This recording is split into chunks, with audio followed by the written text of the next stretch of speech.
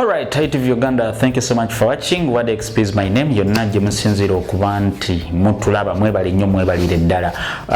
Mbeera ya lockdown, everybody is home. Naye tubuzayo ennaku 10 tulabe nti tukivaamu katusabe Mukama Katonda baleme kutwongezaayo. Naye ng'ogamba otya muganda wange yonna gy'osinzira okutulaba weebale nnyo. Aaron Bobo on camera. Tugenda mu maaso ffenna okubaweereza. Tetuwummula, amagye tegawummula. We always here to give you the latest celebrity news and gospel interviews. Bw'oba oli mupya, kindly subscribe. After subscribing, ojja kubanga ofuna buli kimu ekipya kye tuteekayo ku ITV Uganda.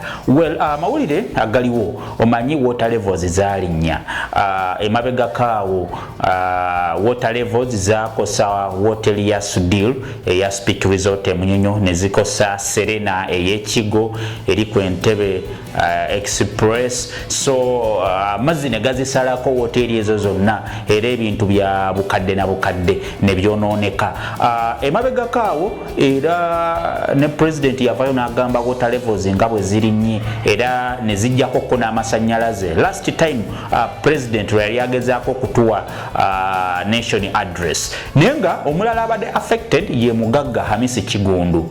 Omukulu ono alina ennyumba eri ku mazzi Galeke Victoria. Era ng'ennyumba eno bannange ekyagituuseko toyinza kugikkiriza. Ennyumba ebalirwamu buwumbi na buwumbi n'omukulu wa Hamisi Kigundu ali mu maziga alaba compound yonna yasaanyeewo. The biggest part ne parts ezimu ez'ennyumba amazzi gazisazeeko era ng'omukulu ye kye yakoze kwe kuviira amazzi Galeke Victoria yafunyawo amaato n'agezaako okujja abantu be mu mbeera y'obuzibu bwonna obuyinza okuvaawo. naye nga kati bwe twogerera ewa Hamisi Kigundu omugagga w'abadde asula kati ebikere bye ebisulayo. Ebikere byasazeeko ebikere n'emisota bye byefuze ennyumba eno. Ennyumba eno esangibwa Kawuku. Abamanye Kawuku ng'oyitidde side z'ebbunga awo waliwo ekikubo ky'e Kawuku n'ogenda eyo ku mazzi ku Lake Victoria ennyumba ye gy'eri eyo.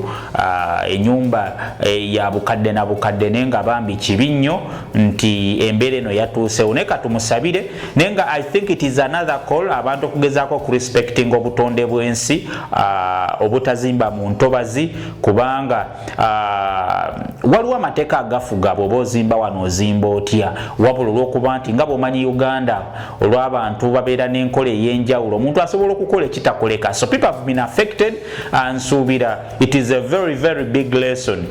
Amazzi gaalinnye buli muntu alina business gaba biiki yonna amazzi gagisalako. Oyinza otuuka wali n'ogamba oba eno swimming pool okitegeera keke biiki wonna bagisalako. So kino kye kiri mu ggwanga naye nga bambi musabire Hamisi Kigundu omukulu ono kubanga ennyumba yeeno eyasaziddwako amazzi ebalirwamu over 13 billion Ugandan shillings. So gwe kibalebalemu okulaba nga obuwumbi 13 busaanawo ng'olaba nga tolina ky'oyinza kukola naye ng'ekizze tokirinaako buvunaanyizibwa tokirinaako control. So that is the situation there. Tusabire muganda waffe Hamisi Kigundu ne baganda baffe abalala abasiraamu Idi Mubarak.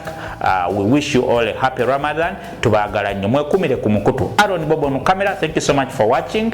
Tubaagala nnyo.